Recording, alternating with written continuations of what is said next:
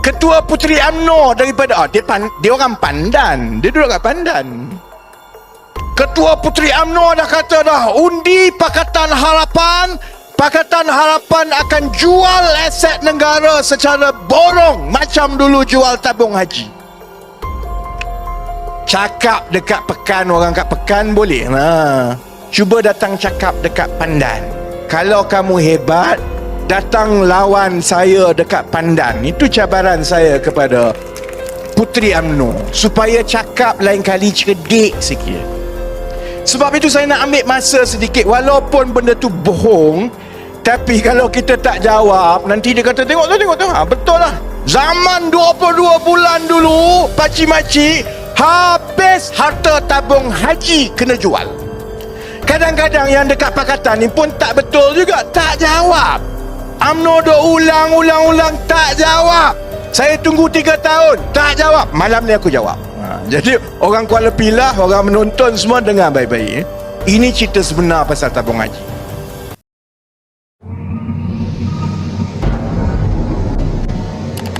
Sebab itu saya kata, dalam pilihan raya ini, kempen daripada UMNO Barisan Nasional hanya akan ada satu, iaitu mainkan sentimen perkauman.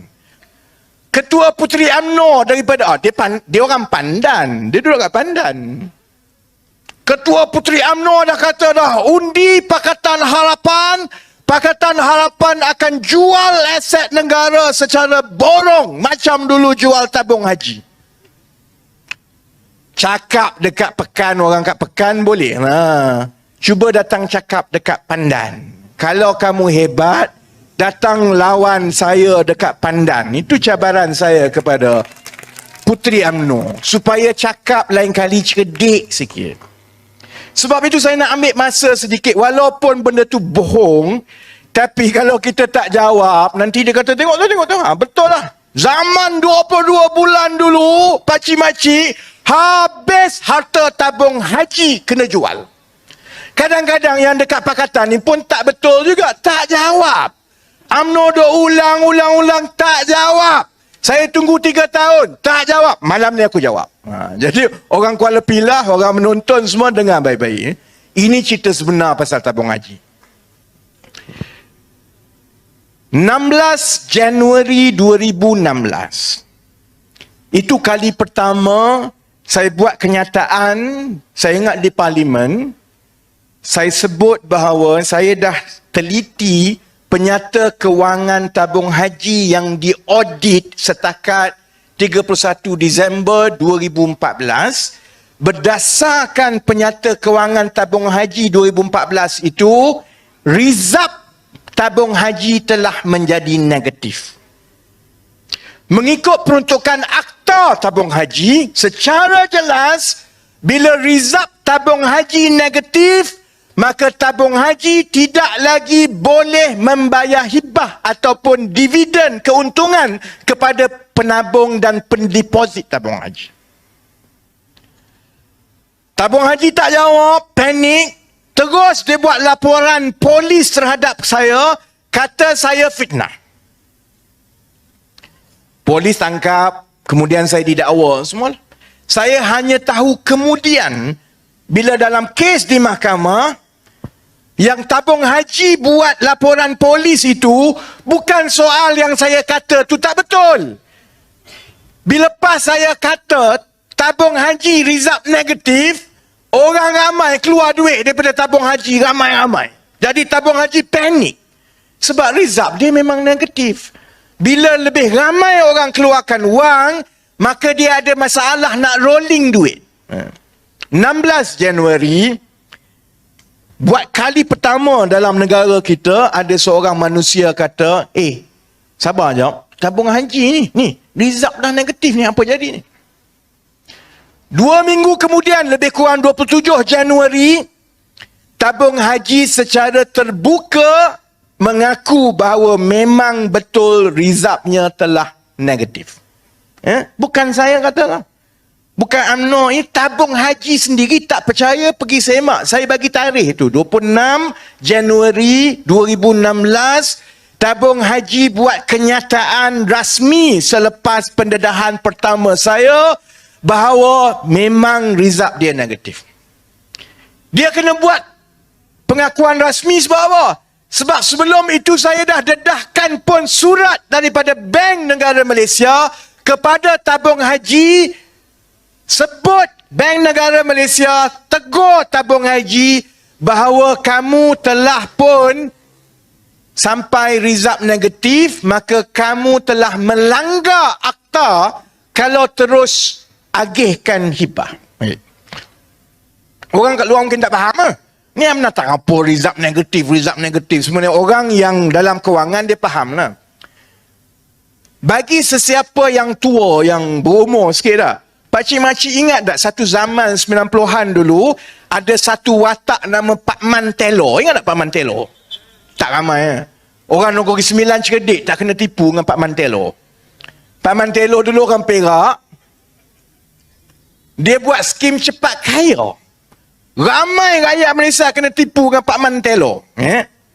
Okey. Result negatif ni, kenapa undang-undang negara kita menetapkan bahawa result tabung haji tak boleh negatif?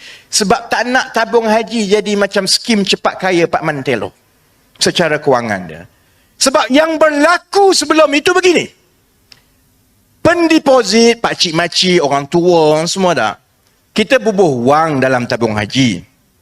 Bila kita letak duit dalam tabung haji gunakan simpanan kita itu untuk melabur. Kadang-kadang dia melabur dengan saham, kadang-kadang dia melabur dengan instrumen kewangan yang lain. Tapi kebelakangan satu dekad yang lepas, tabung haji galak melabur dalam syarikat-syarikat. Sepatutnya kalau tabung haji berhati-hati, dia melabur, dapat keuntungan dan pulangan. Daripada keuntungan dan pulangan itulah dia gunakan sebahagiannya untuk bayar gaji, cover cost dia. Sebahagian lagi bila ada lebih, dia akan agihkan sebagai hibah atau keuntungan. Selagi wang asal pendeposit itu kekal, tidak kurang daripada jumlah asal, result itu dikira positif. Maksudnya, kalau ada 10,000 orang letak duit dalam tabung haji, ada 50 bilion. Selagi 50 bilion asal itu, setelah dibuat pelaburan bayar semua 50 bilion itu kekal, maka result dia adalah positif. Bila 50 bilion yang pendeposit bayar itu, ruginya, kosnya tabung haji itu, dia dah makan duit yang pendeposit bubuh. Ambil 50 bilion daripada orang, tengok-tengok akhir tahun itu tinggal 48 bilion. 2 bilion dah makan simpanan orang, yang itu yang dinamakan sebagai result negatif. Baik. Kenapa kalau result negatif, tak boleh bayar dah keuntungan? Sebab kalau tidak berhati-hati, dia akan jadi skim Pak Mantelo, skim cepat kaya. Dan yang inilah yang berlaku dengan tabung haji tahun 2014, 2015, sampai Bank Negara hantar surat kata tak boleh buat dah. Sebab tabung haji tak beritahu ke orang dia rugi banyak. Dia tak beritahu ke orang simpanan pendeposit itu dah kurang. Dia tak beritahu. Dia terus cakap bagus, dan dia terus gunakan wang baru yang pendeposit baru bagi. Wang itu digunakan untuk tutup lubang kerugian dan dia terus agihkan sebagai keuntungan. Jadi pendeposit biasa, ni rakyat biasa ingat bagus lah tabung haji ni, untung banyak. Kita bubuh duit dapat 8%, 7%, 8%, 7%. Padahal dia rugi. Yang dia bagi 7-8% tu bukan daripada keuntungan dia, tetapi sebenarnya daripada dia ambil duit orang baru, dia pusing balik dia bayar. Pusing balik dia bayar, maka kerugian itu makin besar dan makin besar dan makin besar.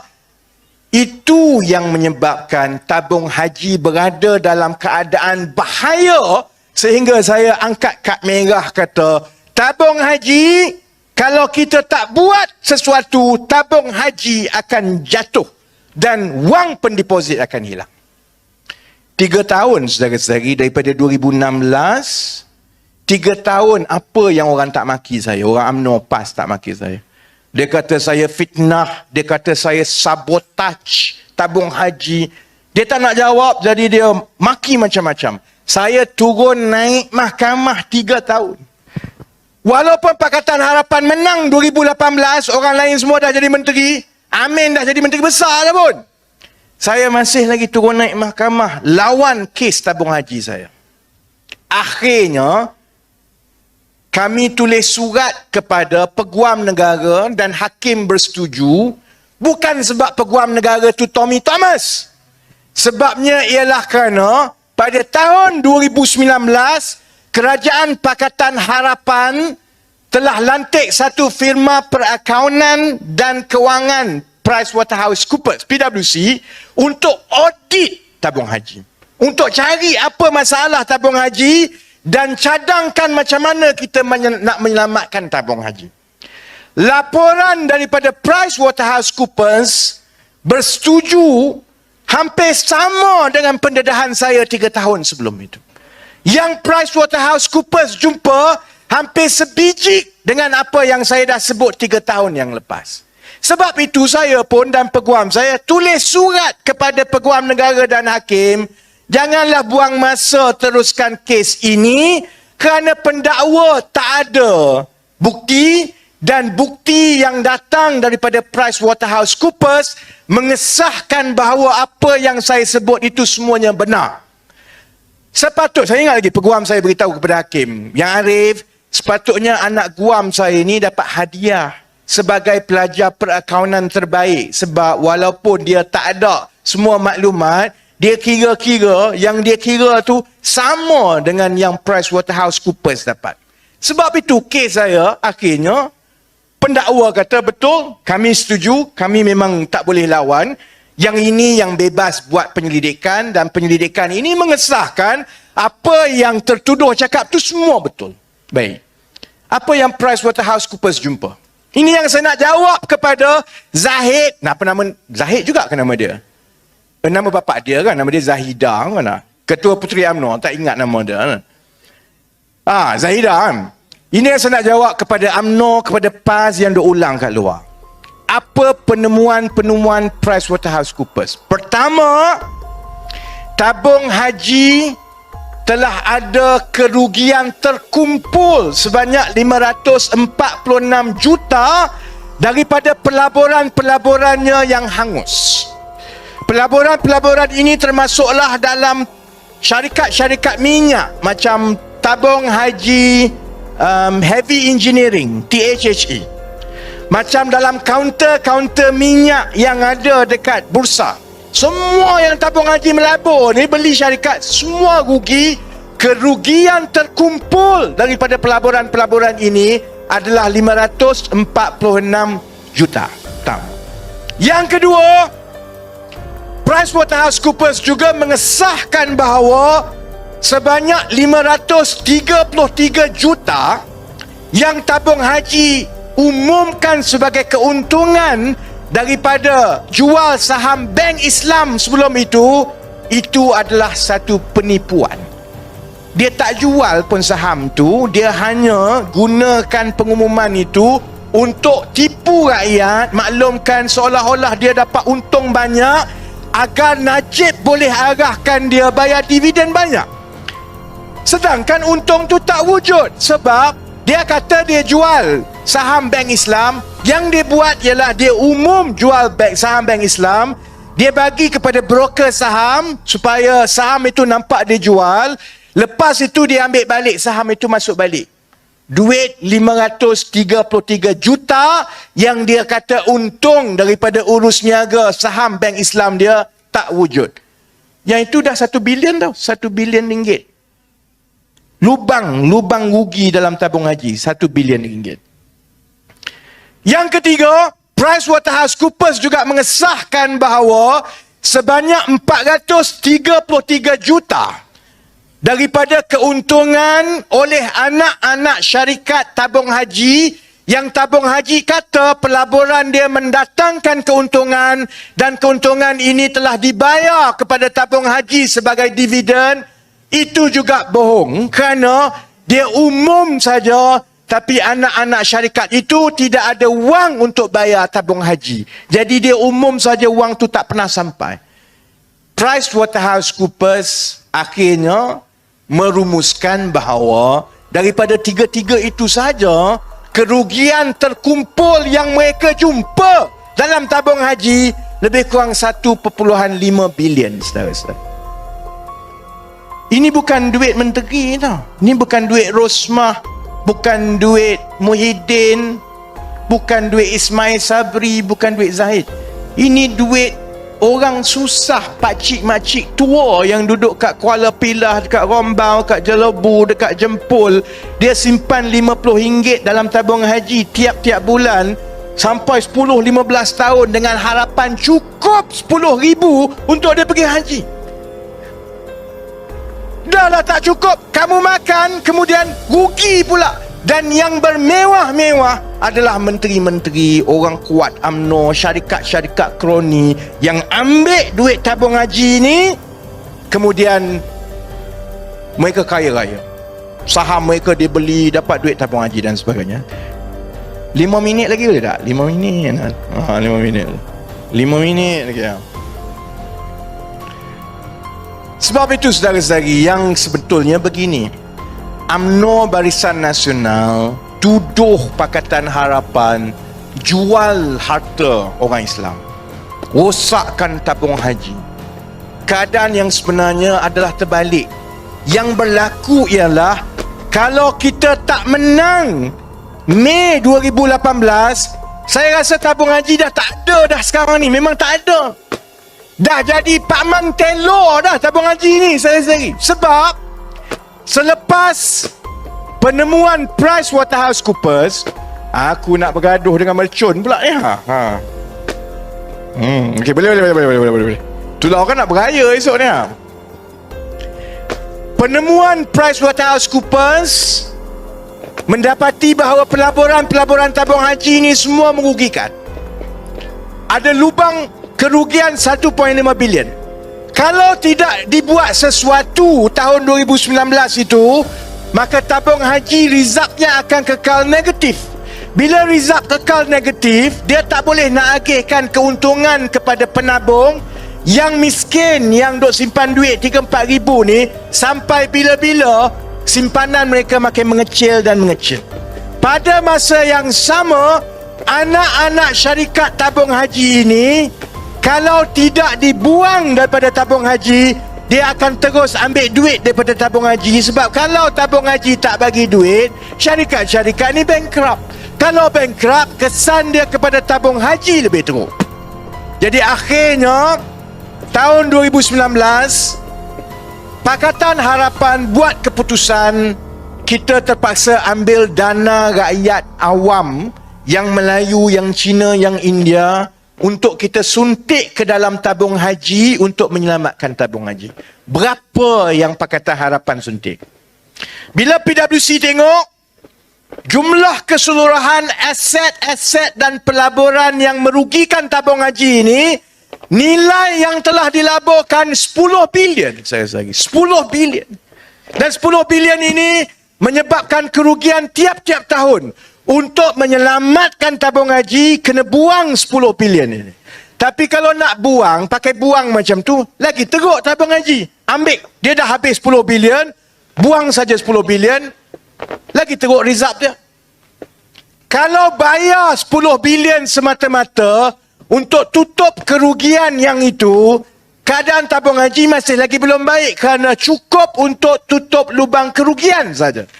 Dia tak cukup lagi untuk mula bangun dan mula buat pelaburan baru yang lebih baik. Jadi akhirnya, Kerajaan Pakatan Harapan tahun 2019 membuat keputusan ambil 20 bilion daripada tabung rakyat Kementerian Kewangan, daripada bajet perbendaraan. 20 bilion bayar kepada tabung haji untuk beli pelaburan-pelaburan yang merugikan itu, bawa keluar daripada tabung haji, letak di bawah Kementerian Kewangan. Supaya bila bawa keluar 10 bilion ini, rugi 10 bilion itu tutup, tambah lagi 10 bilion yang disuntik sebagai modal tambahan kepada tabung haji. Tu yang ada tabung haji sekarang, saudara-saudari. Tapi yang orang tak tahu, rakyat biasa macam kita, termasuklah uncle sekali yang tak ada kena-mengena dengan tabung haji, kita sebagai rakyat terpaksa menanggung kerugian hutang pelaburan tabung haji sebanyak 10 bilion sebab pelaburan itu sekarang jadi milik kerajaan Malaysia di bawah Kementerian Kewangan. Jadi sebab tu saya kata, masuk pilihan raya ni, UMNO Barisan Nasional, dia tak ada modal dah. Dia nak cakap pasal gaji, pasal rakyat, dia tak boleh. Sebab dia tahu kerosakan itu datangnya daripada dia juga. Kalaupun yang muda-muda yang nak jadi menteri daripada UMNO Barisan Nasional ni, dia pun tak cerdik mana. Tak tahu macam mana nak buat. Jadi satu-satunya yang dia akan mainkan, ialah dia mainkan sentimen perkauman untuk menakut-nakutkan orang Melayu dengan buat cerita yang tak betul. Contohnya soal tabung haji.